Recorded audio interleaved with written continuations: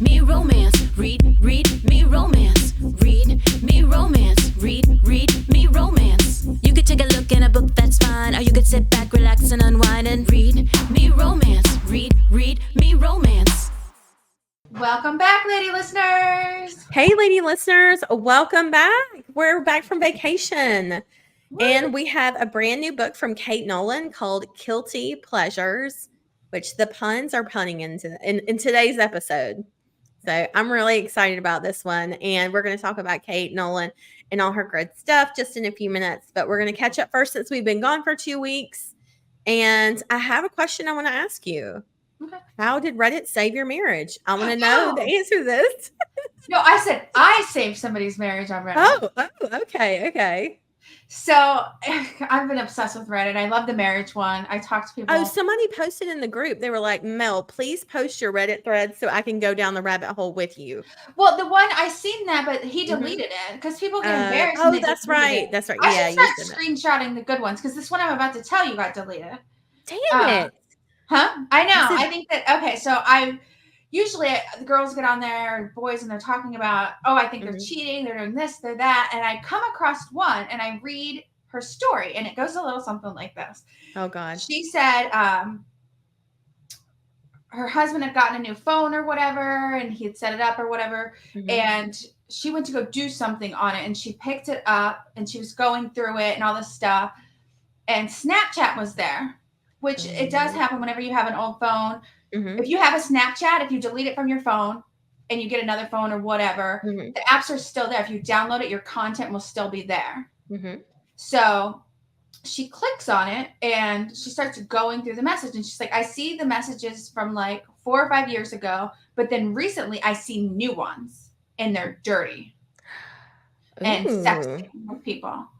And then she said, and I fucking lost it. And she goes, and he kind of he took the phone because she said, I kept reading it and I'm bawling. And then he deleted it. And she's like, why did you fucking delete it? And he's like, because you keep reading it and you're crying. He's like, it's not me. And she's like, yes, it is fucking you. It's connected to the email or whatever. And this is what his response or what she told him. Yeah. Or what he told her. He goes, I don't own that email. I sold it on Discord. He sold his email on Discord? On Discord, which I think to any woman sounds weird, right? Yeah. You're like, what the fuck? And I seen that. I was like, that's a damn good fucking lie because it's true. You can That's a thing you can do on Discord? Though? So what he meant by I sold it on Discord was he had a game, he did something on it, and he sold it. So, and I said, I didn't know what game yet. I got on there. I said, to be honest with you, that's a really good lie if he's telling the truth. Or he's making up a lie. That's a good lie. I never would have thought of that because he's not wrong. I have sold stuff from Warcraft and I have bought stuff on Warcraft. And when you do this, you must hand your email over. Oh, wow. So because that's how you claim the stuff? And that way, because it's against the rules. So it has to be bought under that email. Okay. Yeah. So it gets like, Warcraft gets very tricky. So, but if somebody rips you off, there's no saving you because Warcraft is going to say that's illegal. You shouldn't even be doing that. We're not helping you get that character back. We're not helping you get that gold back. So one of the ways is to give them the email. The person immediately changes the email and stuff like that. And he sold it way back then. And that email was connected to the old Snapchat. So, you know, when you get Snapchat, you have to put in an email. Yes. And so whoever bought it, just was like, I'll use this email. And that's why there's this huge gap between years of not using it. And then I was like, well, so she told me some other stuff he was saying. And I woke Rob up and I'm like, is this how this works? And he's like, yes, that is possible. Yeah. And then I was like, well, let's go through some other stuff. How invested I am in this. I was like, does he go out? Is he on the phone all the time? Like, how is he generally? She's like, no, he's an introvert. He never goes anywhere and he forgets his phone. I know his code. He'll leave it downstairs. He'll freaking leave the house forgetting it. Yeah. So I was like, this is going to be a Reddit first, but I think he's telling the truth. That's incredible. And she's like, but when it first started happening, she like jumps in my message. Because once I said Warcraft, she was like, he fucking said it was Warcraft. And then I started going back and forth with her. She's like, he's usually very stoic. And she's like, he started bawling. Oh. She was like, because I was like, fuck you, I'm leaving. And she said, I've only seen him cry twice. When somebody died and this.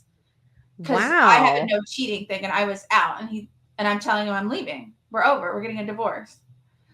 Holy shit. And I was like, I feel kind of bad for him.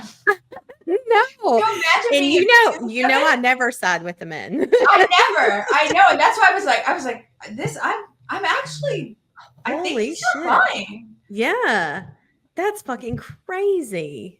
So, but I was Damn. like, and then she messaged me like 48 hours later. She's like, thank you so much. Da, da, da, da. I was like, I saved a marriage tonight.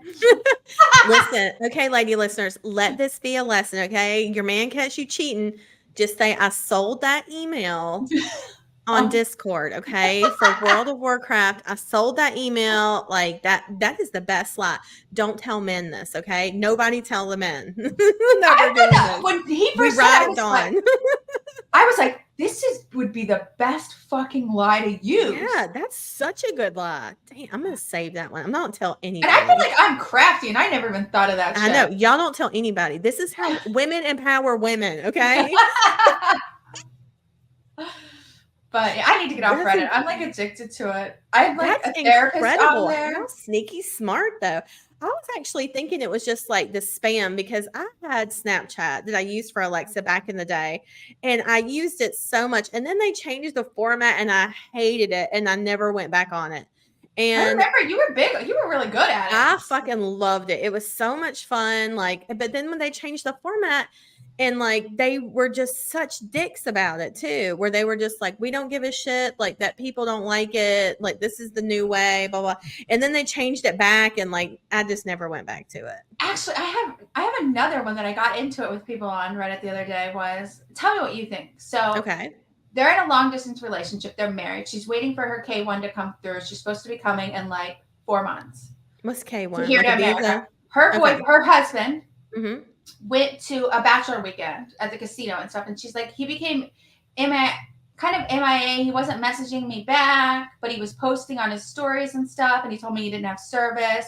And he just said that we didn't have service. And she was like, he was kind of cold and distant for a little bit. And then when he finally got home, he talked to me.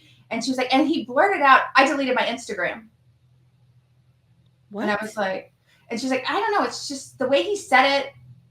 It wasn't in the conversation. It was just out of left field. Like, okay. Mm-hmm. And I got on there. I was like, he cheated. He did something shady. And this is what happened. And I said, people and the younger generation, the 20s, you don't get phone numbers anymore. You say, what's your Snapchat or what's your Instagram? Yeah. That's how they communicate now. What's your Insta? Mm-hmm. I said he was in a casino partying, free Wi-Fi for everybody. It's connected to a hotel. Mm-hmm. Yeah. He grew cold and distant because he fucked up. He did something. He gave that Instagram out to people. Yeah. And he got drunk, did whatever he did. He woke up in the morning, panicked, and deleted it. And somebody was like, no, I was like, because he was scared somebody can tag him and stuff or whatever. Yeah. And Yeah. He was like, they could have just blocked it, made it private or whatever. I said, not if he like added them when he was drunk. And then these girls are going to go look at it, and then they're going to put together he's married. And what's the trend on TikTok and Instagram now? Calling out married men cheating. Yep. Exactly. And they're going to find his wife and reach out to her. All the messages were through Instagram. It was the whole thing was around Instagram. He knew that was the one piece of evidence. So he deleted his Instagram. Yeah, There's no other reason for somebody to be regular on Instagram and then go out for a bachelor weekend and then be like, I deleted my Instagram. Yeah, no big deal. Yeah, sure. Okay. The Instagram that he was posting on but couldn't text his wife on because he didn't have service. Yeah, that's some bullshit. That's cheating. That's what happened, no? Yeah. Yeah, that's definitely what happened. Yeah, I'm with you on that. What happened. Yeah, absolutely. Yeah. And then I kind of felt bad because after I said all that, she deleted the post. I was like, oh. Yeah, you need to get better screenshots, Mel. I know. I should start screenshotting the good ones. Well, I was going to say, when I logged back in, it was after a long time of not being on Snapchat. When I logged back in, there was a bunch of spam messages from people like that were like soliciting, basically like, I'll send free nudes, blah, blah, blah. And I'm like, what is this? So I got that like several messages about that. Maybe it's a conversation we should have because it's a big one on Reddit. People talk about what is cheating? Because there's a lot of emotional affairs going online now. Mhm. Like Yeah. emotional affairs seem to be the thing. Yeah. And what you can like, I see some people think porn is completely cheating. Yeah. Porn. Mhm. And some people are like, no, it's online, it doesn't matter. So I'm curious how other people, like, to me, I don't care if you look at porn. Yeah. Porn does Yeah. not bother me. What would bother me is OnlyFans, webcams, anything where you can have dialogue with somebody else. Yeah. I don't Yeah. like the chit chat. Mhm. Yeah, I think that's where I would cross the line too. Where if there's dialogue, also if you're paying for it, that would irritate the shit out of me. I wouldn't 'Cause actually, if you had like a website and you wanted to spend like $20 on it for a prescription, that wouldn't bother me because I know I buy dirty ass books from Smashwords to get off on. okay, So I can see that. if Yeah. you want to spend like $20 on one that you just got a subscription, so I you don't can like go when you there. say it like that. No, I don't like when you say it like that because then I have to agree with I just you. mean because I know I'm guessing you can get better stuff if you're just like having an account. No, I can see that. But And then yeah, you can even use those videos. but But that's only like with $20 or OnlyFans though. something. But you're not talking to anybody. You're just getting whatever videos are loaded to this website. That is like Yeah. a company website where a bunch of different people are being loaded to. Yeah, true. Yeah. But not like an individual person's website. It's got to be like commercial porn. Yeah, but I think everybody just sort of has their own rules with that sort of thing. Like some people might not mind if it's messaging, you know, if it's in a situation like OnlyFans or something, or webcam or whatever, because it's like it's a service you're paying for, but it's not like visiting it. It's not like a person in person sex worker, like you're not actually going to see that person, but it's a way to sort of On OnlyFans, get you that can itch. request them to wear certain things, to Mhm. talk to you, to do Yeah, certain yeah. sex things, and they will make the video just for you. Yeah, but again, that's sort of like I don't know. Like I don't know that I would be okay with it, but I could see how that would be okay because again, it's like a safe way to enjoy something like that.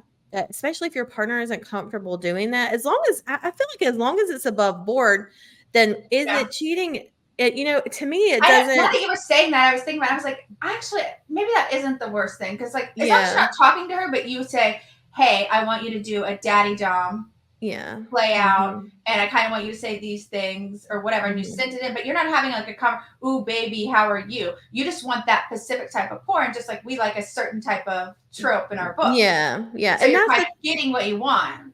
I think at the end of at the end of the day when it comes to that cheating, it's the secrecy. I think no matter what extent, whether it's watching porn or it's webcam or even like having having someone outside of your marriage that you have sex with, that could be a situation where it's not cheating.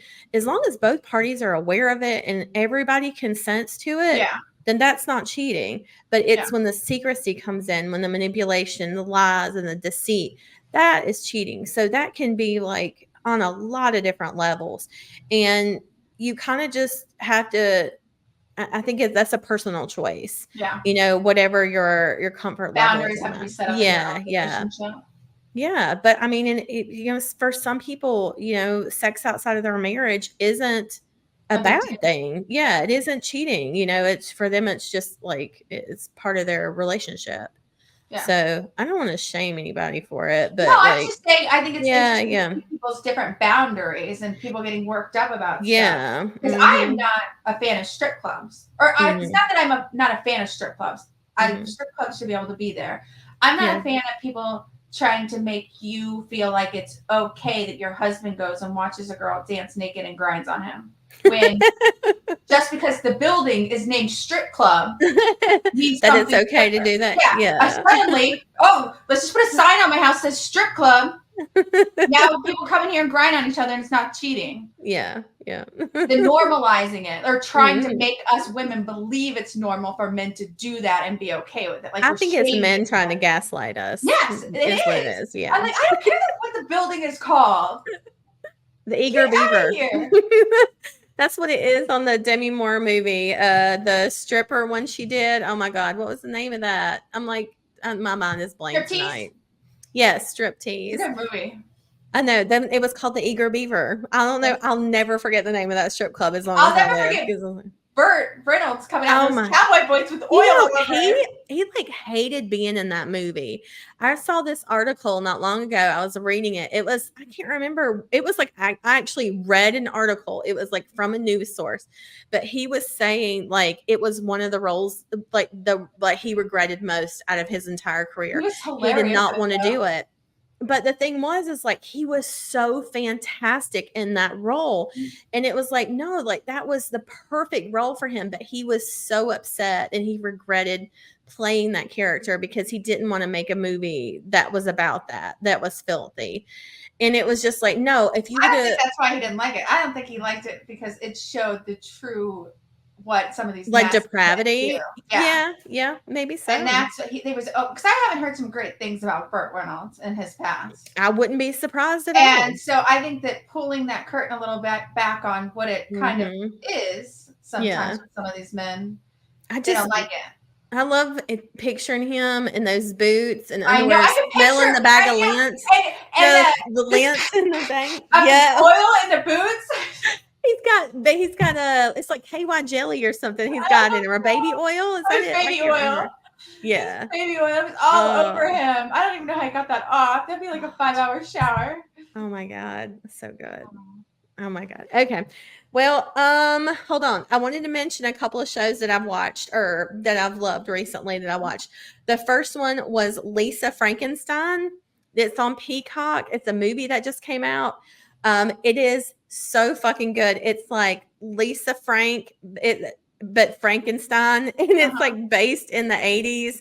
And this girl like brings this guy back from the dead, and he's like half zombie, and she's killing people to like help like make him more human and stuff. It's campy, it's dark and twisted and gross and funny.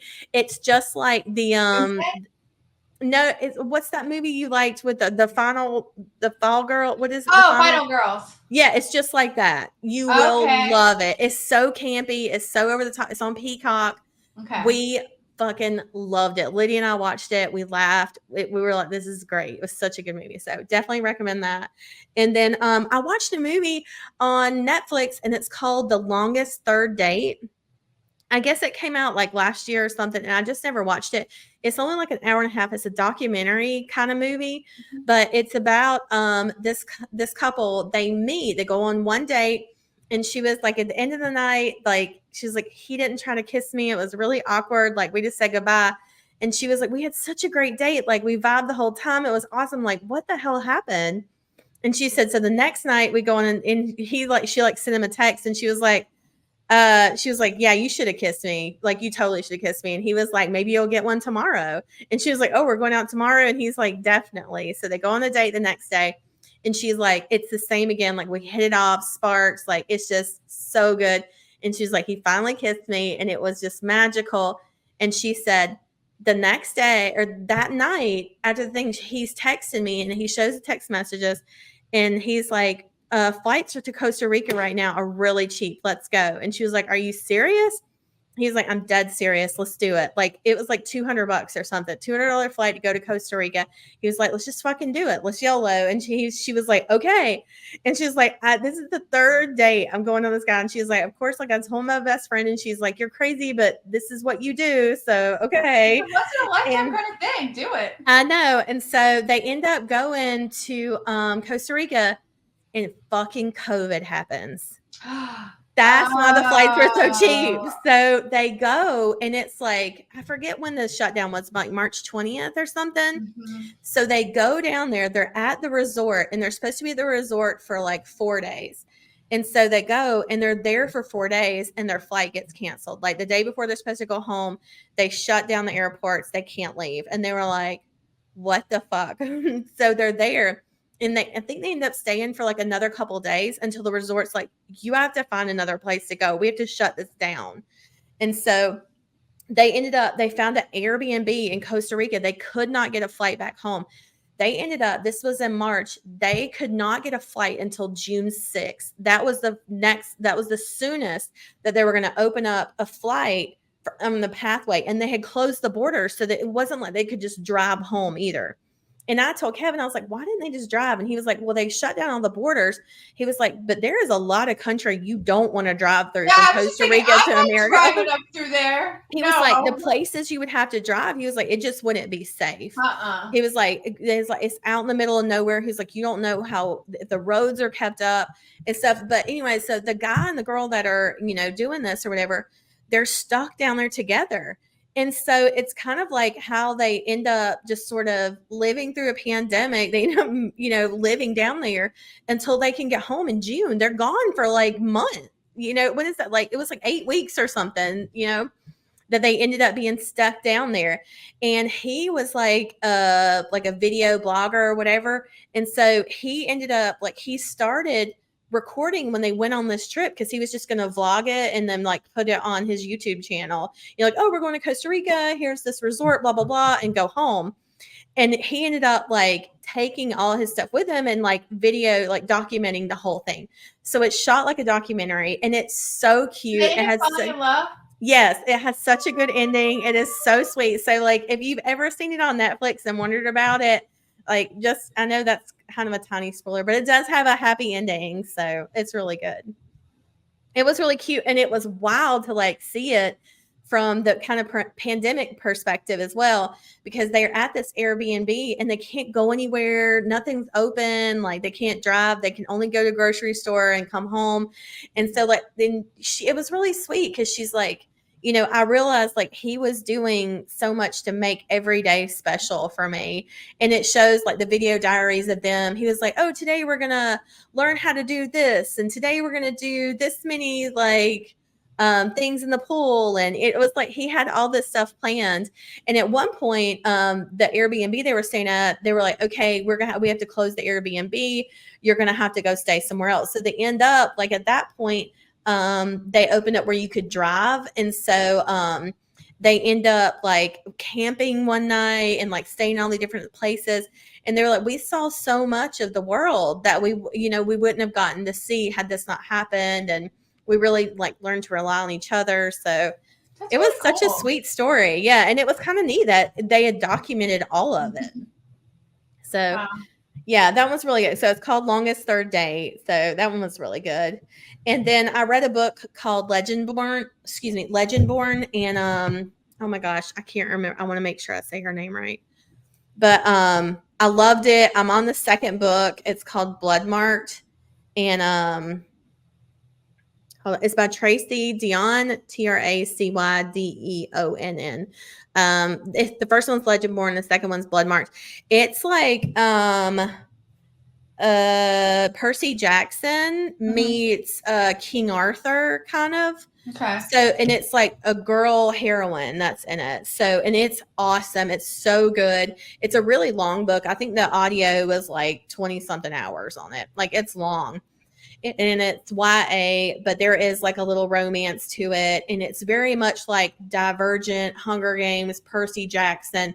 It's very much in that same vein, but so good. The lore in it with King Arthur and his knights and stuff and how they're they're I forget what it's called, but it's just kind of how it's passed down and stuff. So it's really cool. But anyways, I read that one and loved it and wanted to mention it. So that was all I had during the break. I mean, I'm sure there's more, but I read, I did a bunch of rereading because I got a lot of shit going on in my life and it's nicer to reread when you got crap going on. But I did read Sam Crescent's Plain Jade, which I thought was pretty good because he saves her. She thinks she's dumpy or whatever because she goes on dates and never gets second dates and the world's oldest virgin. But it was pretty good because he's a hitman or something and he doesn't talk and he just keeps showing up. And then of course he does. And he'll disappear for months and then she'll get mad and she'll go to the bar and she'll sit down in a bar and she's there for 2 seconds and he's there. He's so it was just really fun because he's a very stoic hero and so that one was pretty fun. And then I haven't really watching anything. Today I started which nobody probably cares about, Chad Daybell trial started today. I don't know that one. Remember the woman 3 years ago whose kids went missing and she wouldn't tell anybody where they were? Oh, yeah. Yeah. They were like, where are your kids? And the judge was like, if you don't produce these kids in 2 days, we're arresting you. Yes. And they were like in Mexico or something, right? No, or the kids are Bahamas? dead. No. Did they go to the Bahamas? They were going back and forth to Hawaii. That's what back it and was. forth to like Okay. Idaho or whatever. She was already sentenced. She was guilty. They took the death penalty off, but his trial started today, and he's up for the death penalties. But I'm interested to see what he's going to say. Yeah, no. What's his defense? He's going to blame it on her, I'm sure. Probably blame it on her. Yeah. I mean, they're fucking loony, but. For sure. Oh, I did watch, I binge watched over the break, Brooklyn Nine-Nine. Did you ever watch that when it Isabel was on? watches it. Oh my God. It is so good. I actually said something about it on Instagram yesterday because I finished it the night before, and it just kind of dawned on me, like, as I was watching it, like I know I've talked about this on the podcast before, but I read somewhere or heard it from somewhere sometime that somebody was like, if a good question to ask people is, have you ever had a person of color in a position of authority, either in your education or in your work experience? So, because that what they said, how they respond to that question will tell you a lot about that person. Because if they never had a person of color as like a teacher through like their whole education, like elementary, middle, high school, obviously they lived in, areas where that just wasn't around them. So, and then they said, the same thing. It's like, usually their reaction to people of color in an authoritative position, like their response to that will tell you something about them, is like, they used to people of color telling them what to do, basically. So, and there are a lot of people who are not used to that, which is where a lot of systematic racism comes in. All of my mind, I cannot remember a teacher growing up. My jobs have been few, family owned kind of stuff. So obviously, and by myself. So no, I can't remember having a person of color teach me in school. Yeah. So it will tell you a lot about someone, just because, like, I mean, you grew up in a really predominant white area. I mean, you're in Missouri, like that's just the facts, like, so, by and large, there's reasons why people aren't exposed to this, but that's where a lot of systematic racism comes in, because people aren't used to having a person of color in a position of authority, either in their education or their work experience. So they're not used to a person of color telling them what to do, being in charge of them. Yeah. So anyways, the whole reason I bring that up is because if you watch the show Brooklyn Nine-Nine, and it really hit me at the end of it, every person of authority on that show is a person of color. Everybody. So all the captains, the Captain Holt, the lieutenant, the sergeant, everybody on there that has power is a person of color. And even if you watch the series, the people that are promoted, there was only one person that I saw that got a promotion that was white, and it was a woman. And I believe, I have to go back and look, but I think they said she might have been the first female commissioner when she got promoted. But the Captain Holt, who's over the whole department, is Black and gay. Yeah, he's hilarious. I've seen clips of him. He's hilarious. He's so funny. And I just, like, my heart breaks when I watch the end of it, because he passed away this past December. And so, like, to see it now is kind of bittersweet. But it's a really great dynamic of a show that I don't think not everybody will recognize that the people that are in power positions in that show are all people of color. And I think that's something that needs to be more mainstream, that more people see, and that it's not like, oh, that doesn't stick out to them. But I think because I've thought of it so much, it just always sticks out to me. I did not have my first Black teacher until I was in 7th grade. I was in middle school, and it was my history teacher, and he was also my homeroom teacher. But yeah, Mr. Brazil. Shout out. He was also my first male teacher, though, too.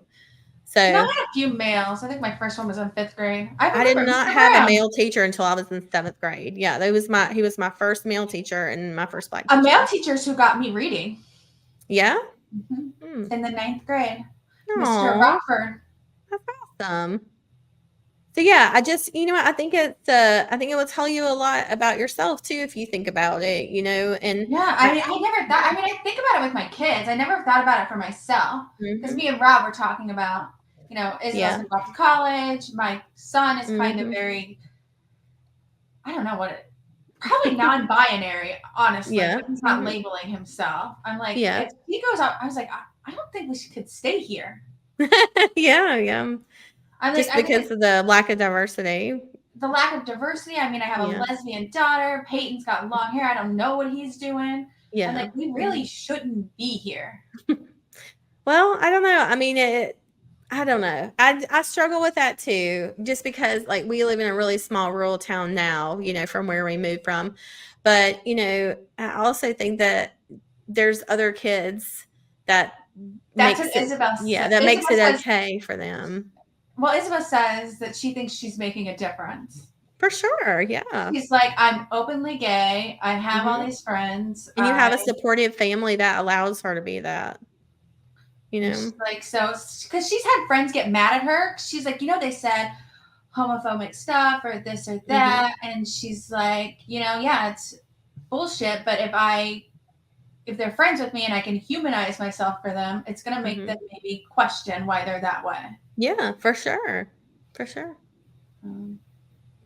So yeah, but yeah, that was Brooklyn Nine-Nine. It was really good. I loved it. It was so sweet. Like it's a nice show. It's funny. It's like got really great writing in it.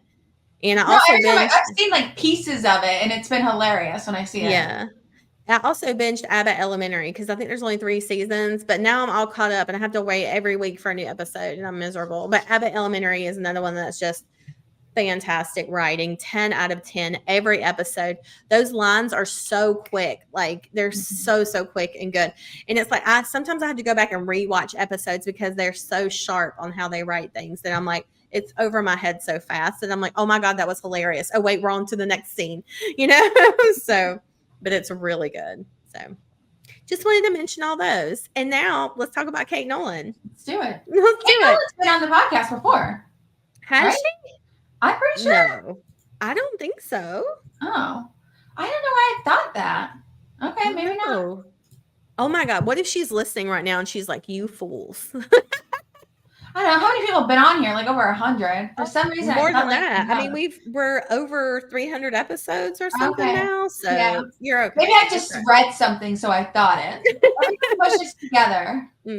Well, and a lot of people I email with regularly that haven't been on the podcast, that they do ads with us or anything like that too. If we see stuff like that, so we've had Catherine Nolan, so that's one other one where I'm like, oh yeah, we've had her, and I'm like, oh wait, that's Catherine Nolan, not Kait Nolan, different. But yeah, maybe that's what I'm thinking of because Nolan is not it's not a common I've never name. heard that name before. Yeah, it's not common. So, but no, Kait Nolan's with us, and she's brought us a book called Kilty Pleasures. Like I said earlier, it's punny, it's adorable. I'll read you her author bio. Kait Nolan is a USA Today best-selling Rita award-winning Mississippi author who calls everyone sugar, honey, or darling, and can wield a bless your heart like a Snuggie or a saber, depending on requirements. She believes in love, laughter, and that tacos are the world's most perfect food. When she's not writing, reading, or wrangling family, both of the 2-legged and 4-legged kind, you can find her obsessively watching The Great British Bake Off. Kait, let's be best friends. Because that's my favorite too. Kilty Pleasures that you're about to hear, I'll read you the book bio for that because you're going to love it. For 5 years, Skye Stuart has crushed hard on her Scottish pen pal. But what a Mississippi girl to do when the object of her affection lives an ocean away? Convince her best friend that Scotland is the perfect place for her destination wedding. Jason McKinnon has adored Skye from afar for years. The last thing he expects is for her to walk in after one of his performances at the local pub. When she asks him to be her +1 for the wedding that brought her to town, he can't say no. But as proximity heats friendship to more and they both give into the inevitable, will these two friends turn lovers have to settle for a fling, or can they find a way to make their very different lives mesh for a shot at something real? Like, I just realized it was a play on Guilty Pleasures. Did you just get that? I just got it. Oh my god. No, tell me this does not sound like the cutest it sounds adorable fucking story ever. absolutely adore pen pals. I love a pen pal romance. This is going to be my favorite. I can already tell. This is probably going to be my favorite book on the podcast this year because I read the blurb and I was like, I like gasped. I was like, pen pals. I don't know what it is about that. There was somebody that was like, and I remember an author told me one time, like, write down all the little itty bitty things that you love in romance. And then one day, like when you need something, like go to that and try to incorporate that into a story. And I'm like, I need to write down pen pals because that is my absolute catnip. I love it. Let's see what else Kait has for us today. Kilty Pleasures was a short story written in the world of her Kilted Heart series, a small town contemporary Scottish romance series, complete at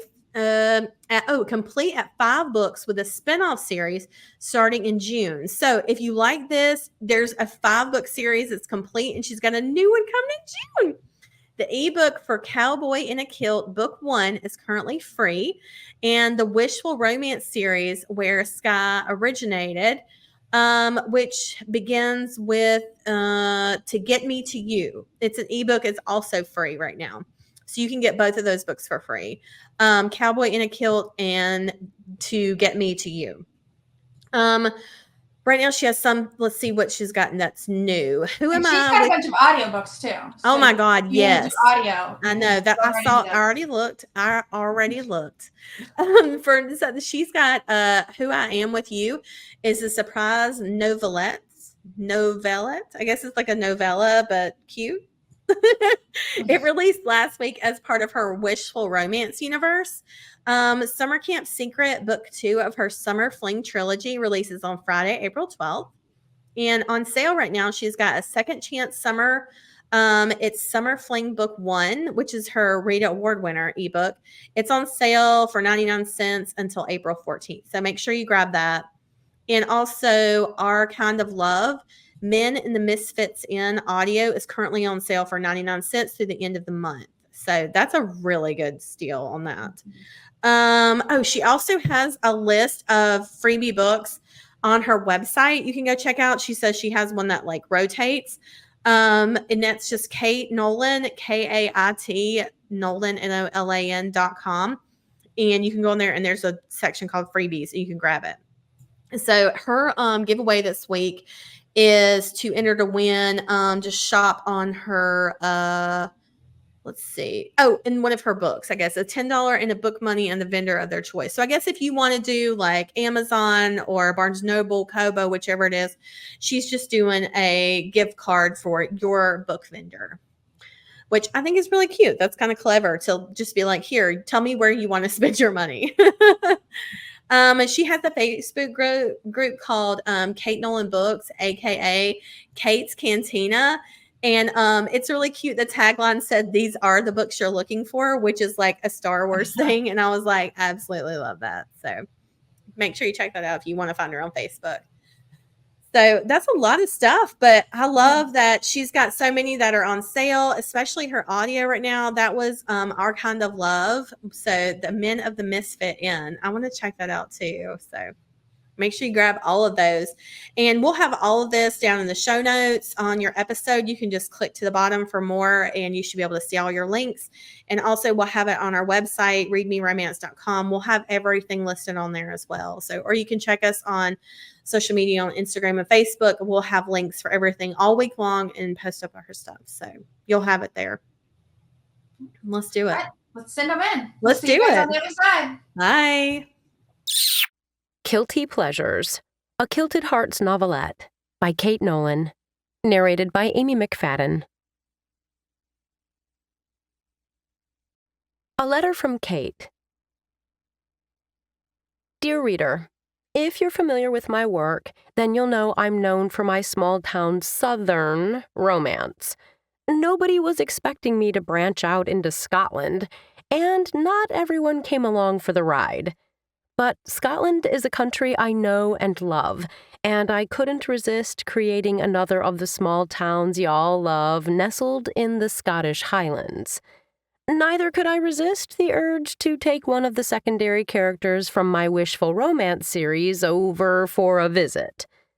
Astute readers will recognize Skye Stuart as Miles' baby sister from Just for This Moment. I gave her a Scottish pen pal and a sneaky streak to finally give herself a chance to find out if this attraction she's been nursing for Jason is real. I hope you enjoy this destination wedding, friends to lovers tale, and that you'll join me for the rest of my foray across the pond with the full Kilted Hearts series. With love, Kait. Live music, The Kilt Lifters, 8 p.m. The moment Skye Stuart spotted the chalkboard sign, she laughed. She'd known that was the name of Jason's band and had always found it hilarious. But seeing a big sign for the Kilt Lifters on a public street was something else entirely. Strains of bagpipes and the thump of drums spilled out into the crisp fall night from inside the Stag's Head pub. Was that the Backstreet Boys? Hell yeah, it was. A bagpipe cover of I Want It That Way. It seemed like she hadn't missed the whole performance, despite the massive delay of her flights. That was something. She'd rushed straight here rather than stopping to check in at the B&B, so she dragged her rolling suitcase behind her into the pub. The place was bigger than it looked, stretching well back from the street, with another sort of dog-leg offshoot behind whatever business was next door. It was all creamy walls and dark wood beams. A long stretch of bar in gleaming wood ran along one wall. A tall, muscular man with a serious face moved steadily behind the taps. Ewan McBride, probably, Jason's boss, and the other bartender at the pub. Given Jason was on stage, that made sense. There were people everywhere. A lot of women, Skye noted. With a name like the Kilt Lifters, that was probably inevitable. Many showing up hoping they'd find out what Scots really wore under their kilts, no doubt. Suitcase in tow, she began weaving her way through the tables in search of the stage. They'd tucked it at the end of the L, well out of sight of the door. The crowd was thicker here, with dozens of people standing along the edges of the room watching the show, so it took her a minute to find a spot where she could see. And there he was, Jason McKinnon, her improbable best friend for the last 5 years. They'd met in a chat room by complete coincidence years ago and bonded over a mutual obsession with Sour Patch Kids and the Goonies. They'd been tight ever since, despite the fact that they were separated by an ocean. Not a day went by when they didn't chat or email, and they tried not to go more than a week without a video call. But they'd never had a chance to actually meet in person. Glenlegg, Scotland, was a hell of a long way from her hometown in Mississippi. It had taken 3 planes and a rented car to get here, and she was closing in on about 22 hours of travel time by now. But she was here, and he was right there, rocking out a bagpipe version of NSYNC's Bye Bye Bye. She really was going to have to pick a fabulous wedding present for Chelsea and Nick for giving in to her suggestion of Ardenmuir Castle for their destination wedding. It had been the perfect excuse to cash in a bunch of airline miles in the name of finally getting an answer to the 2 questions she'd had for ages. Was this attraction she felt for Jason a real thing? And did he feel it too? "Get you something!" Skye blinked over at the server, a tall, willowy black woman with purple braids whose name tag read Zoe. "Oh, I'd love a drink." Zoe blinked when she spoke. "You're a long way from home." Skye laughed. "I am. Just got to town. Can I get a Coke?" If she had anything with alcohol, she'd likely fall asleep on the spot, despite the noise. "Sure thing. Come on, I'll get you a seat." Zoe turned and tapped a big, burly, bearded guy on the shoulder. "Make way for the lady, will you, Fergus?" Before Skye could protest, Fergus wrapped one meaty hand around his beer and rose from the stool he'd been occupying at the edge of the room. He nodded in what might have been greeting and moved to hold up the wall across the way. "Sit," Zoe ordered. "I'll be right back." Grateful, Skye slid onto the stool, tucking the suitcase at her feet and pivoting to watch whatever was left of the show. They weren't half bad, though she suspected fewer people were here to listen to their unusual boy band covers than to check out the eye candy. 3 20-something men in kilts? Yes, please. Calvin Harris had a gleam in his dark eyes behind his drum kit, his bright blonde hair standing on end in punk rocker fashion. Oliver Innes was playing his fiddle so hard, sweat gleamed on his medium brown skin, and his hips gyrated with the effort, definitely threatening to give the front couple of rows the view they'd come for. But it was Jason who held her attention, his red hair gleaming under the lights, the tattoos that covered his leanly muscled arms seeming to writhe as he fingered each note. She couldn't help but wonder what other talents those nimble fingers possessed. "Here you go. 1 Coke." Startled, Skye accepted the glass Zoe offered. "Thanks." She emptied half the glass on her first sip, realizing she was absolutely parched. "Kitchen's not too far from closing, but I'm sure we could pull together something if you're hungry." "Can I think about it for a couple of minutes?" "Of course." Zoe melted away as the song ended. Skye joined the crowd in their applause. Calvin rose from his position behind the drums and came to stand with Jason and Oliver. Jason spoke into the mic, that familiar voice sending goosebumps down Skye's arms. "Thanks for coming out tonight. We're the Kilt Lifters. Look for us again next month." Then all 3 of them turned their backs to the audience and flipped up the backs of their kilts. The crowd went wild, hooting and hollering at the quick flash of 1 dark and 2 pale, muscular asses. Skye almost slid to the floor, she laughed so hard. By the time she'd gotten a hold of herself, the guys had left the stage, flinging themselves into chairs around a table at the front. Draining the last of her drink, Skye smoothed her clothes. It occurred to her she should try to visit the ladies' room. Had the hours of travel done as much damage as she imagined? But she didn't know where it was, and there was a surge as people were starting to file out. She didn't have the energy to fight the current. Oh well, too late now. Squaring her shoulders, she grabbed her suitcase again and started working her way toward Jason's table. Too busy joking around with his friends, he hadn't seen her yet. She was only a couple feet away when she tripped. Arms flailing, she squeaked as she tried to find her balance, but it was absolutely no use, and she hurtled right toward Jason, who neatly caught her in his arms and settled her across his kilted lap. "Well, now, this is a nice end to the—" He trailed off as he got a good look at her face. "Skye?" Her lips quirked. "Hi, Jason." "You're here!" His arms tightened around her as if to confirm that fact. "I am." Her hands were pressed against his chest, and holy hell, those video chats hadn't done a damned thing to tell her how firm those muscles were underneath the t-shirt. "What? Why? How?"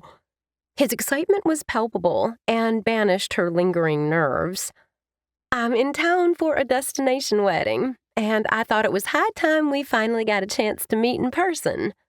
She paused and smiled again, suddenly uncertain. "Surprise?" "It certainly is." Without releasing her, he turned to his friends. "Ollie, Cal, this is my friend Skye from America." "Is it now?" Oliver asked with interest. "Oh, we've heard a lot about you," Kelvin said. "And I you." She glanced back at Jason. "I trust you only told the good stories." "Cross my heart."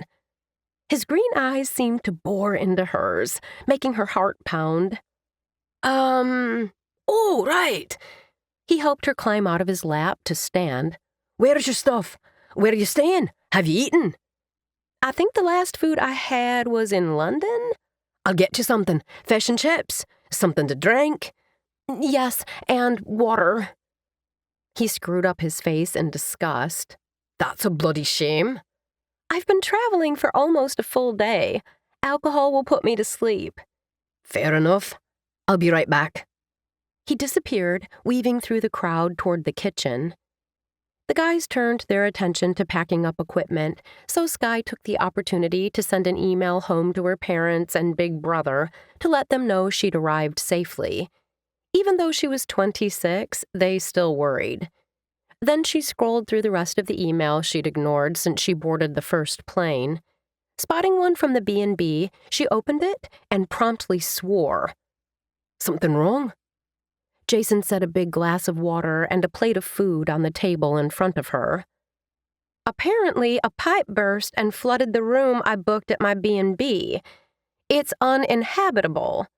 They said they'd be happy to help find me somewhere else to stay, but this was sent after I got on the plane in Jackson. It's already so late. I can't just contact them now. Well, that's no problem. You'll stay with me. Her heart gave an anticipatory thump. Are you sure? Why not? It'll give us an opportunity to hang out anyway. Skye wondered if it would give them a chance for anything else. Yeah, that would be great. Jason carried Skye's suitcase up the stairs to his flat above the newsagent at the far end of the high street, his mind frantically trying to remember what state the place was in before he opened the door. He wasn't a slob per se, but he definitely hadn't been expecting overnight company, especially overnight company he wouldn't be distracting with sex. Not that his body was getting the memo. From the moment Skye had tumbled into his lap, he'd been mentally reciting the names of all his grandfather's sheep in an effort to keep himself under control. He'd known she was a bonny woman. He'd been talking to her weekly by video for years now.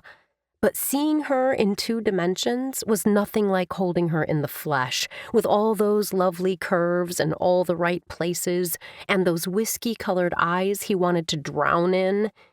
It wasn't doing a damned thing to help calm the crush he'd been nursing for years now. Keep it together, lad. As soon as the door opened, his sheepadoodle, Wilbur, bounded off the sofa with a happy bark. The bark turned to a whine of delight as he caught sight of Skye and attempted to leap directly into her arms. Down! Down, you big numpty! Wilbur! Oh, it's so nice to meet you in person! Skye promptly dropped to the ground where Wilbur could kiss her, and the two entered into a mutual love fest. Lucky bastard. Jason took advantage of her distraction to make a quick sweep of the flat, tossing takeaway containers and shoving dirty laundry into the hamper.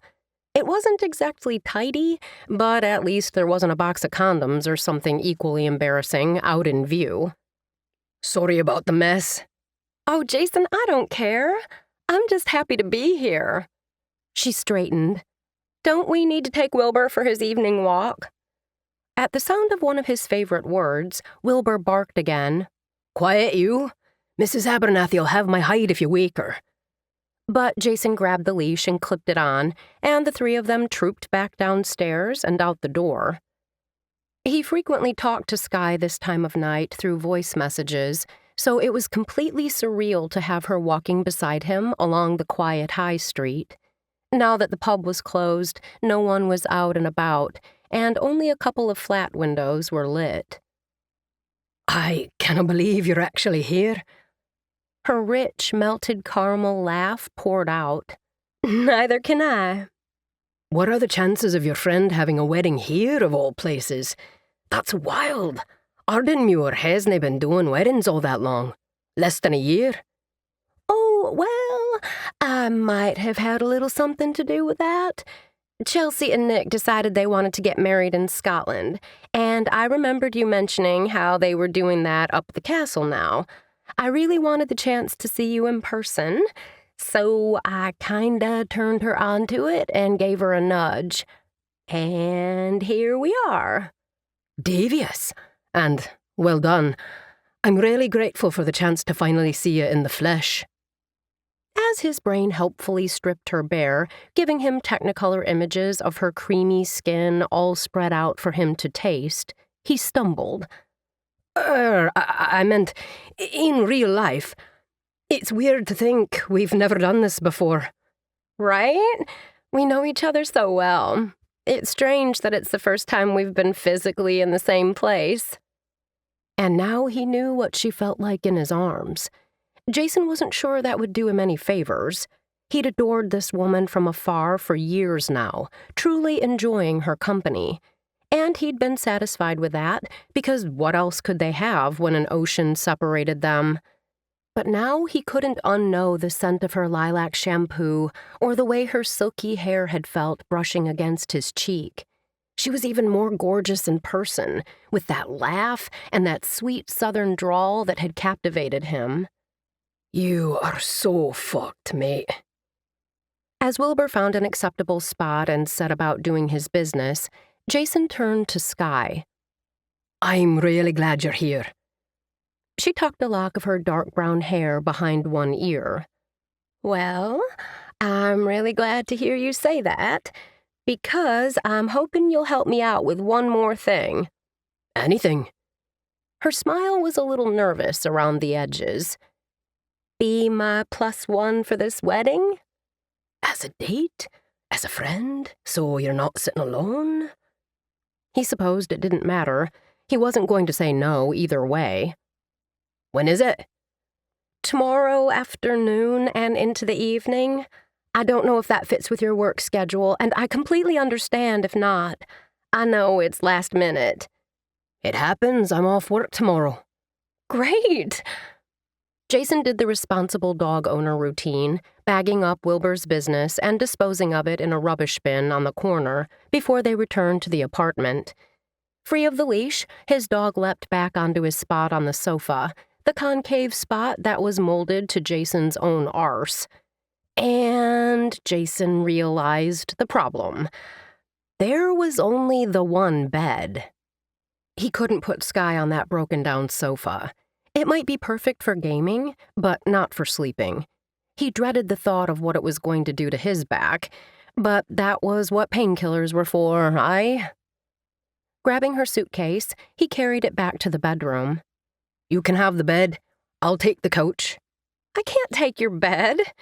Sure you can. You're the guest. Jason tried to remember if he'd ever had an overnight guest who hadn't been a lover. He didn't think so. Anybody who came to town usually rented a room or stayed with someone in the family. I'm not going to be responsible for wrecking your back. It's a king-sized bed. There's plenty of room. Surely Wilbur won't mind sharing with both of us. Wilbur isn't the problem. But he wasn't about to tell her that. All right, if you're sure. I'm sure. He could be a gentleman. He wasn't about to make some kind of move on her. He was in total control. It would be fine. Skye woke to delicious warmth and a total inability to feel her legs. She was tucked up against Jason's chest, using his shoulder as a pillow, one arm resting over his heart. His arms were wrapped around her as if she belonged right here. She had no idea whether she'd reached for him or he for her in the night, and right this moment, she didn't care. She just wanted to bask in the sensation of being close enough to smell his sleep-warmed skin after having spent more than half the night talking about anything and everything. The basking was interrupted by the pins and needles starting up below her knees. She realized Wilbur had elected to sprawl across both their legs. His soft, waffling doggy snores were pretty damned cute, but she wasn't sure they were cute enough to stop her from trying to regain adequate blood flow to her lower extremities, which would also likely wake Jason and put an end to their current position. Not wanting to face the potential awkwardness of that, Skye stayed exactly where she was. At the sudden blare of swing music, Wilbur sat up, tail wagging to the cheerful rhythm of Brian Setzer's Jump, Jive, and Wail. As the sax solo began, he leapt off the bed and began to howl-sing along. Unable to resist, Skye sat up to watch as he twitched his furry butt to the beat, prancing across the bedroom floor with impressively good rhythm. Helpless with laughter, she wiped tears from her eyes. Oh my God, I know you sent me videos of him dancing to swing music, but seeing it in person is next level. This is awesome. Beside her, Jason was sleepy and rumpled and sexy as hell as he combed his fingers through his tumbled red hair. Skye tried not to look. Brian Setzer is his favorite. Cherry Poppin' Daddies is a close second. I can't believe you use swing music for an alarm. Jason shrugged. It's a good way to start the day on a positive note. And Wilbur likes it. Clearly. What time is it? He checked his watch. Nearly noon. Oh, crap. I need to get a shower and start getting ready. She pushed out of bed, hoping she didn't look like she'd slept in a barn. Make yourself at home. I'm going to take himself out to do his business, and I'll pick up something for us to eat. Grabbing her dress and toiletry kit, she shut herself into his bathroom. She hung the dress on a hook on the back of the door, hoping the steam would help knock out the wrinkles. Despite her intention to hurry, she ended up lingering beneath the spray, letting the steaming hot water beat the stiffness out of her muscles. And, okay, enjoying the scent of Jason's body wash. He seemed to like something that was all woodsy and smoke, and damn did it work for her. Slow your roll, girl. Nothing's changed. Yet, anyway. She shut off the water and stepped out of the shower, wrapping herself in a towel. Realizing she'd left her bag in the bedroom, she opened the door, intending to dart out and grab it before he got back. A choking noise had her head whipping toward the doorway. Jason stood there, hand extended, clearly in the process of putting down his wallet on the dresser, but his eyes were trained fully on her, and she didn't think she was mistaking the heat in them. He was looking at her as a man looked at a woman he wanted.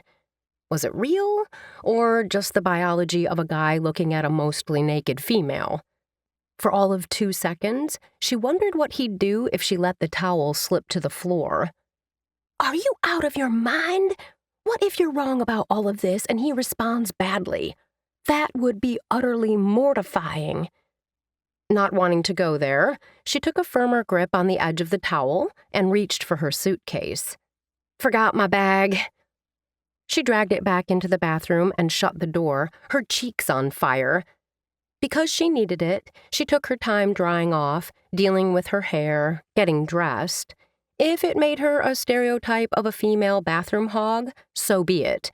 She wasn't walking back out there without every single layer of female armor she possessed. By the time she opened the door again, she felt in control again, knowing that whatever he thought, she looked good in this dress and these shoes, and, like any Southern girl worth her salt, she damned well knew what she was doing with her hair and makeup. He stood at the counter, sipping at a mug. When she emerged, he passed her another. Have some tea?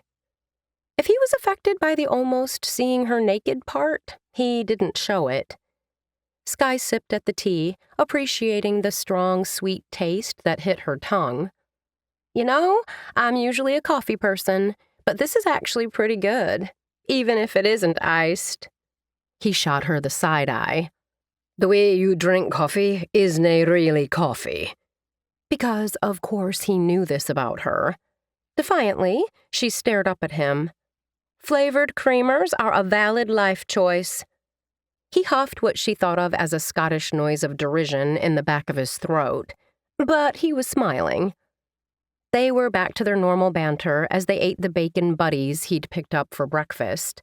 But he kept looking at her, and she didn't think she was wrong in believing he was checking her out, maybe even remembering what she'd looked like in that towel. Wishful thinking? She wasn't sure. When they'd finished the meal, he shoved away from the counter and strode into the bedroom, pulling clothes out of the closet. My turn. How much time do we have? The wedding's in an hour and a half. I don't know how long it takes to get there. 15 or 20 minutes? Skye noted he'd grabbed an entirely different kilt from the one he'd been wearing last night.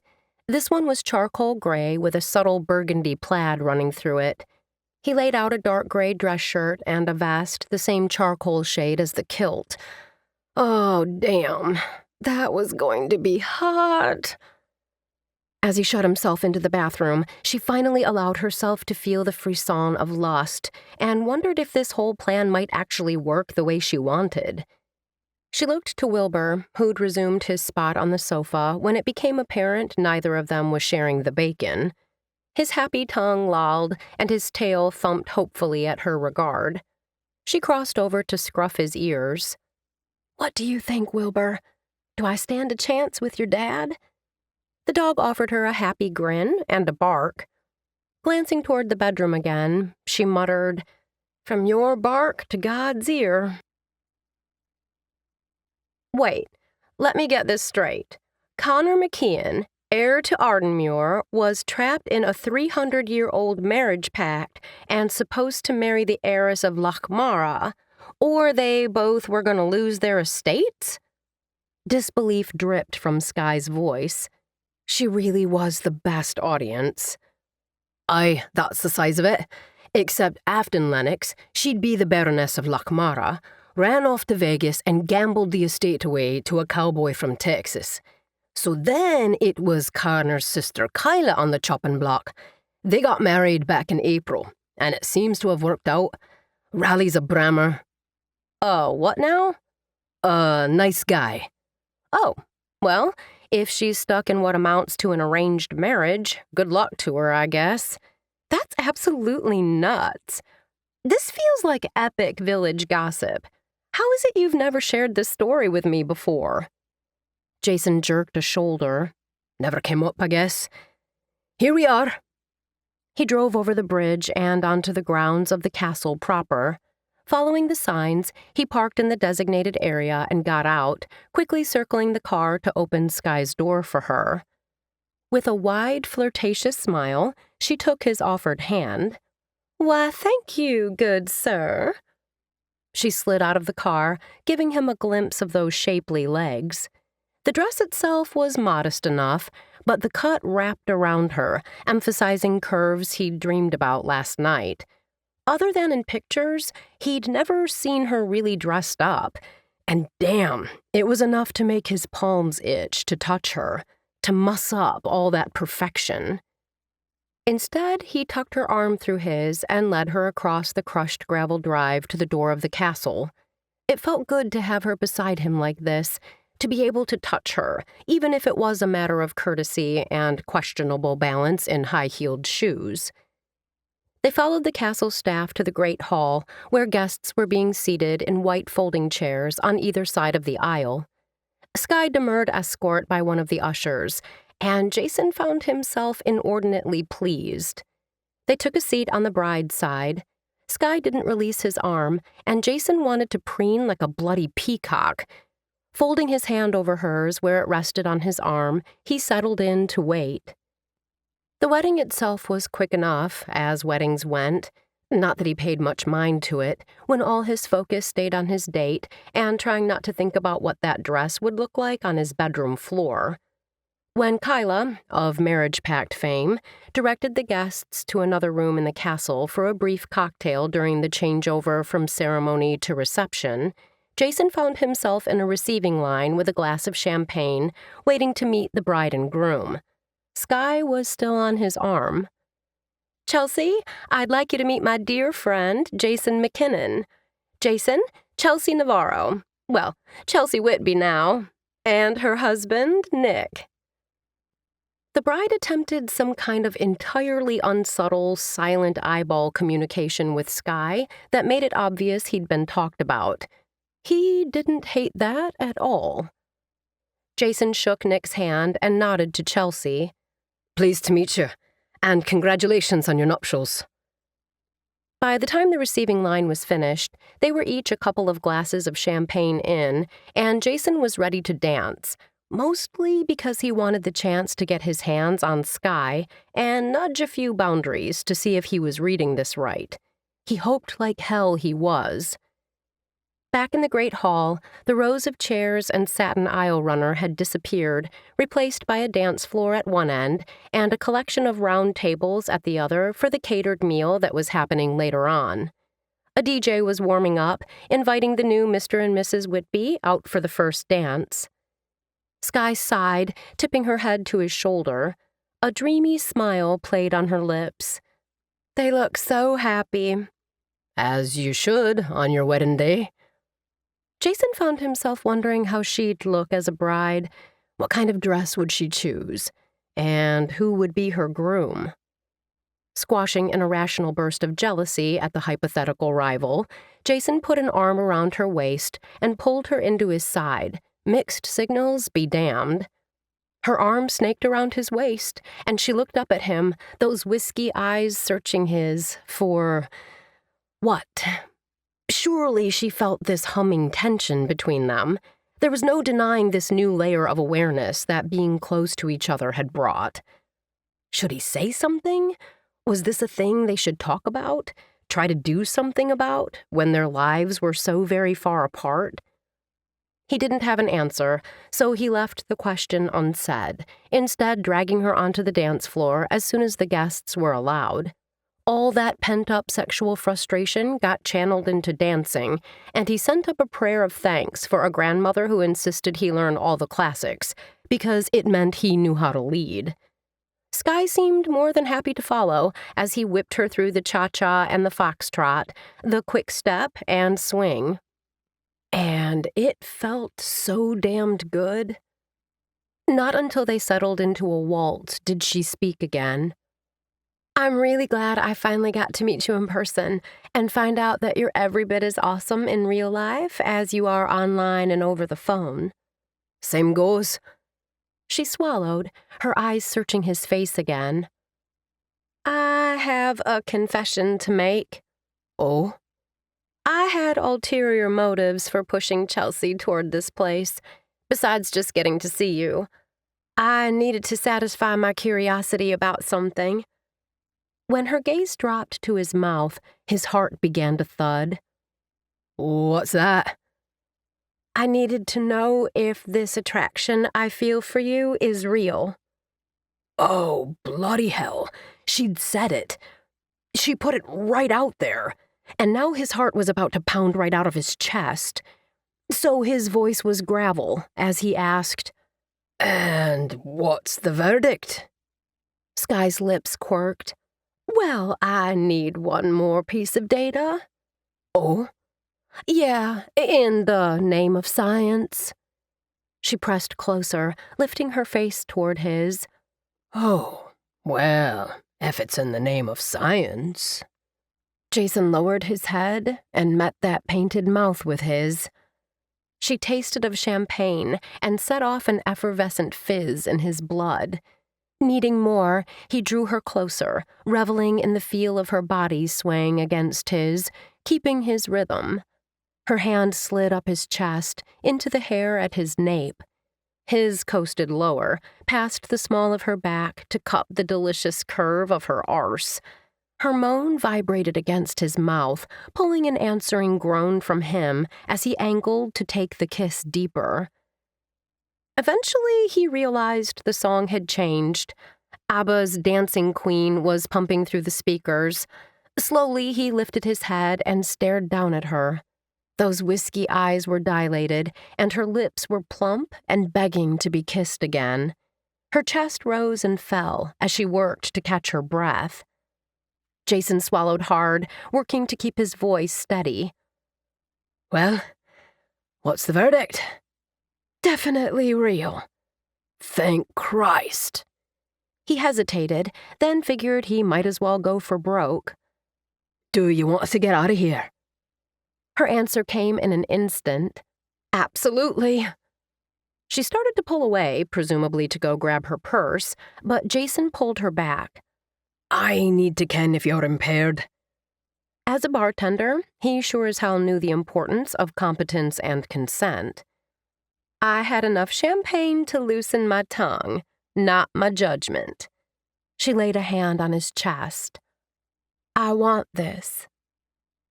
Jason didn't quite know what this was, but he'd take every second with her he could get. Okay. Do you want to say goodbye to Chelsea? No, I'll make apologies later for disappearing. Let's go. Jason kept Skye's hand in his on the drive back to his flat, rubbing a calloused thumb over her pulse point and making her imagine 1,000,001 other places she wanted him to touch. Her belly fluttered in anticipation as he parked at the curb and came around to her door. His big, warm hand closed around hers, tugging her up and out of her seat, and she stumbled against him. He only smiled and lifted her knuckles to his lips, eyes full of affection and a new heat she was desperate to explore and exploit. They made it only as far as the interior stairwell before they dove at each other, hands touching, taking. His lips cruised down her throat to suckle, and Skye could only moan and squeeze her legs together to keep from sliding to the stairs right there. She realized he was staring at her. What? If he was changing his mind, she'd weep. Do you trust me? Implicitly. Then hold on. He scooped her up, lifting under her butt so she could wrap her legs around his waist. Quicker up the stairs this way. I need you naked. Hurry. Taking advantage of her position, she did her own exploration of his throat. He swore and pounded up the last of the stairs, staggering a little on the landing as he dug out a key one-handed and thrust it into the lock. Then the door was open, and he charged through, instantly pressing her back against the panels and shifting his hold to press the erection his kilt did nothing to hide against her center. Skye's head fell back against the door. Ah, yes. This was Jason. Her best friend, Jason. Were they really about to do this? Was this crazy? Then he kissed her again, and she decided it didn't matter because she wanted him, all of him. He rocked against her as he devoured her mouth, the delicious friction stroking her clit until she detonated right there against the door. She was still shuddering as he eased her down, still taking most of her weight, which was a good thing, given her knees seemed to have evaporated. Well, God!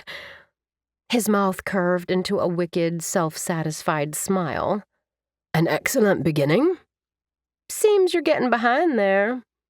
Skye reached for him, satisfying her own curiosity to explore what was under his kilt. Nothing at all but the hot, hard length of him. She closed her hand around him, delighting in making him shudder and swear. But before she could do more, a whine drew her attention. Wilbur had taken himself to a corner, curling into a ball with his back to them both, looking for all the world like he was embarrassed. I think we've traumatized the dog. He'll survive. But let's move this to the bedroom, aye? Jason put an end to the discussion by scooping her up again, bride style this time. There was something so incredibly arousing about being with a man who could pick her up like she weighed nothing. He kicked the bedroom door shut behind them and let her slide down his body. When she reached for him again, he twisted his hips away. Later for that. I want to come inside you this first time. First time. Absolutely on board with that, Skye reached instead for the buttons of his waistcoat. I have to say, I'm really digging the dress kilt. Aye? I've been having utterly indecent fantasies about taking you out of this dress. So saying, he gathered up the skirt in his hands and drew the whole thing up and over her head. It's the dress, huh? It was the towel this morning. I kept hoping it would fall. Amused that his thoughts had run along a parallel track to hers, she smirked up at him. I thought about letting it. What would you have done if I had? I dinna ken, but I hope to God it would have led right here to this. He framed her face between his palms. I've thought about this for so long.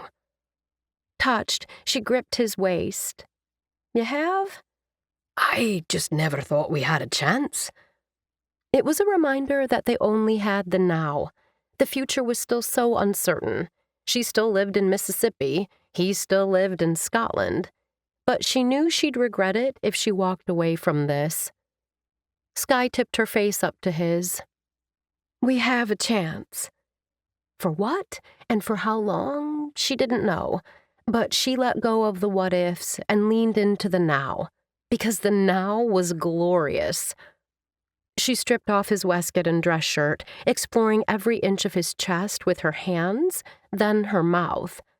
He released her bra and tumbled her onto the mattress to do the same, sliding those clever fingers into her panties and proving the bagpipes weren't the only thing he knew how to play. He drove her ruthlessly up until she was gasping, writhing, and begging him for more. Only then did he send her flying. By the time she came back into her own body, they were both naked, and he was rising over her, rolling a condom down his impressive length. As he settled in the cradle of her hips and notched himself at her entrance, Jason met her gaze, his own serious. "All right?" "So all right." She arched her hips, urging him on.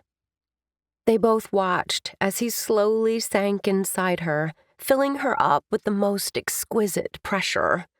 Then Skye framed his face in her hands, feeling the scrape of his beard against her palms as she brought his mouth back to hers. They began to move, finding a slow, easy rhythm that felt timeless and perfect, as if they'd done this many times before. They both knew they might only have tonight, and they were making the most of it. Mouths met and clung until they could no longer keep to slow, and passion urged them faster, seeking. Sweat slid against sweat-slicked skin, and he drove deeper, harder, finally stroking a point deep inside her that made her shatter. The orgasm ripped through her like a storm, sweeping him up in its path and dragging him along for the ride, until they were both utterly wrecked. As dawn crept through the curtains, Jason pressed a kiss to Skye's bare shoulder. She hummed a sleepy note and snuggled closer. He knew she had to be exhausted. They'd barely slept, turning to each other over and over throughout the night, keenly aware of their time together ticking down. An unknown time clock, as they'd both avoided discussing when she had to leave. Just the thought of it had him pulling her closer, skimming a hand over the skin he'd stroked and kissed every inch of. Her voice was a rasp. "If you've got a mind for another round, you're going to have to feed me first. I'm operating on fumes here." He chuckled. "I'll go pick something up. I need to take Wilbur out." "Poor baby. We've been neglecting him." "I swear I'll make it up to him. Is there anything in particular you want?" "I need protein and carbs. Refuel the noodle." Jason put on a face of mock affront. "I beg your pardon?" Skye's brows drew together, as she obviously played what she'd said back in her head. Then she burst out laughing. God, he loved the sound of that laugh. "I definitely wasn't talking about you. Nothing limp hiding under your kilt, for sure.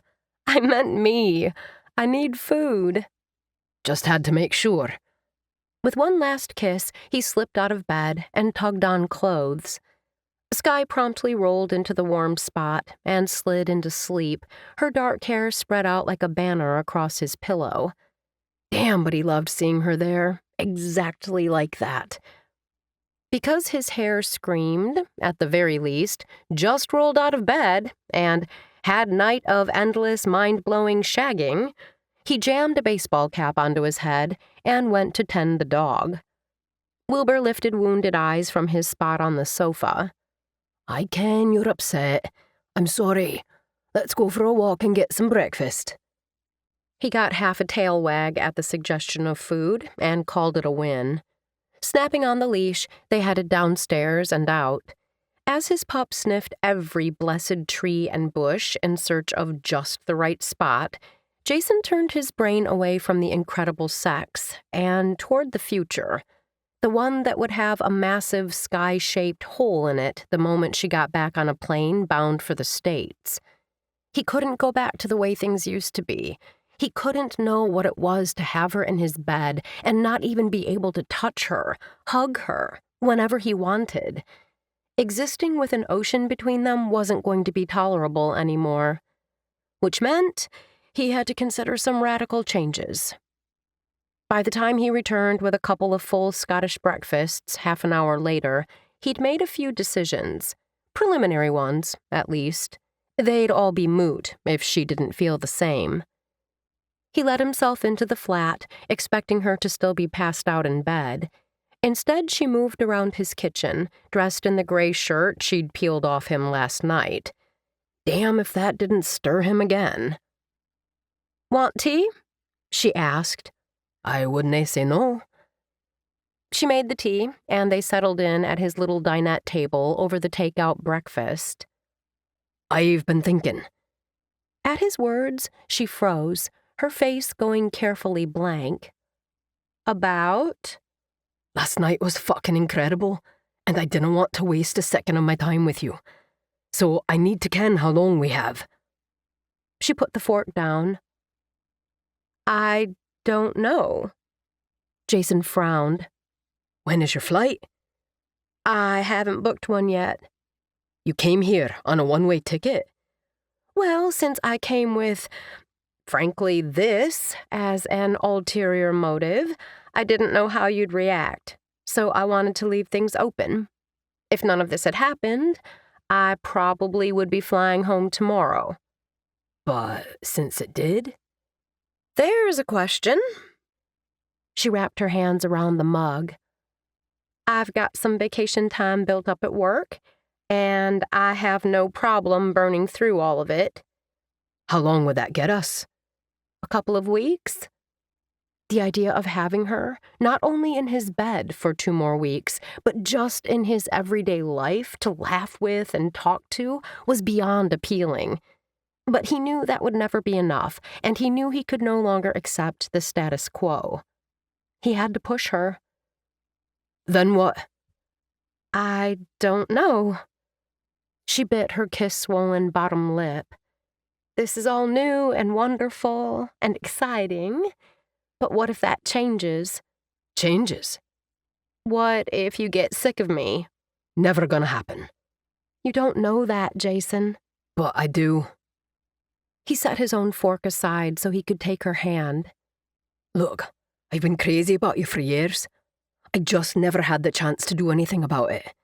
It never occurred to me that this could happen, so I never considered leaving Glenlake. But I could. I mean, they need bartenders in America. Her eyes widened. You'd do that for me? She sucked in a breath. Wow. Well, that's an option. Although, that would make me the girl who breaks up the band. She flashed a smile, then sobered. I hate the idea of you leaving all your family. The alternative is that you leave yours. Well, yeah, but I was already kind of thinking about it. My eldest brother is happily married and thinking about a second kid. My parents are nearing retirement. And my middle brother, well, he's maybe finally found the right woman. It's got me thinking about the future and what I want. And I'm not finding it at home. So I've been thinking about making a change. Jason's pulse kicked up, but he cautioned himself not to get ahead of things. Could that change include moving here? If not to Glenlegg, somewhere else in the country? Anywhere in Scotland is at least within driving distance. Well, I have looked into that, and there's the matter of the fact that I can't just come for an unlimited amount of time. I have to have a job. I have to get the visa approvals and all that legal stuff. But there is one other option. What is it? You remember how, after the pandemic, a lot of companies kept the remote option for working from home? Aye. Well, I had a conversation with my boss. They aren't doing that for everybody. It's not a company-wide policy. Most of the folks who are still doing it have chronic health issues and personal reasons for needing to do that, and are being approved on a case-by-case basis. I argued for a personal reason to maybe do my job from here. It took everything Jason had not to leap up and do a fist pump. And? Well, they don't want to lose me, so they're willing to play ball. When he started to reach for her, she held up a hand. But I don't want to get ahead of ourselves and me drop everything to move over here for this when we don't know how it's going to go. Skye, my dearest, bonniest friend, I have been in love with you for years. That's not going to go away. And if you decide you want to move here for me, dear God, I'll jump for joy and do absolutely anything I have to in order to make that work for you. We can find a new place. You're going to need space to work, an office. I've been thinking about it anyway because Wilbur wants a garden. I ken the local estate agent. She comes to the pub every Tuesday night. We can talk to her, see what's available. When she started laughing, he trailed off. Jason, sugar, slow down. I know you're excited by the possibility of this, but I need you to really think about it, past the sex haze. Before I email my boss and say, yes, I'm gonna do this, and pack up all my stuff and tell my family that I'm moving halfway around the world for a guy who, it happens, I've also been in love with for a really long time, I need you to think about if you really want this, want me. Jason pulled her into his lap, wrapping his arms around her. I may not be certain of all the details yet, but the one thing I am absolutely sure of is that I love you. Wilbur loves you, and if you come here, move here, our lives will forever be the better for it. Do you want to do this? He held his breath, waiting. Skye grinned, whiskey eyes sparkling. Yes, I want to do this. She framed his face and kissed him. Scooping her up, he carried her back to the bedroom to celebrate. As he tumbled them both onto the mattress, he was dimly aware of the clatter of silverware and the squeak of styrofoam containers. Sounded like Wilbur was eating their breakfasts. Jason didn't care, because he was getting the woman of his dreams. And nothing could be better than that. This has been Kilty Pleasures. If you enjoyed this Scottish romp, check out the rest of the Kilted Hearts series, starting with the prequel, Jilting the Kilt, which sets the whole thing off with that runaway heiress, followed by Cowboy in a Kilt, which details the first level of fallout from that decision. You can find out more about the Kilted Hearts series and all of Kait's books at her website, kaitnolan.com. That's Kait Nolan.com. Kilty Pleasures, copyright 2023 by Kait Nolan. Narrated by Amy McFadden, a member of SAG-AFTRA. Production copyright 2023 by Kait Nolan. All rights reserved. Thank you for listening. Welcome back. Welcome back, lady listeners. Thank you so much to Kait Nolan for bringing us Kilty Pleasures. And like I said, make sure you check out her new releases, Who I Am With You and Summer Camp Secrets. And then on sale right now, Second Chance Summer and Our Kind of Love. So, and then she's got freebies on her website if you want to go check that out at kaitnolan.com. So make sure you do that. And then up next week, we have Kate Tinley with Margot and the Captain. And that cover is so cute. I love it because it's like, it's just bright and fun and summery. And I'm like, yes, bring it on. Bring on the heat. Let's do it. So I think that's everything. Everything? Is that it? All right. Tell them what to do. Fuck your day up. Make sure you're a bitch. Don't be a dick. Bye, guys. Bye. Read me romance. Read me romance. Read me romance. Read me romance. You could take a look in a book, that's fine. Or you could sit back, relax, and unwind and read me romance. Read me romance.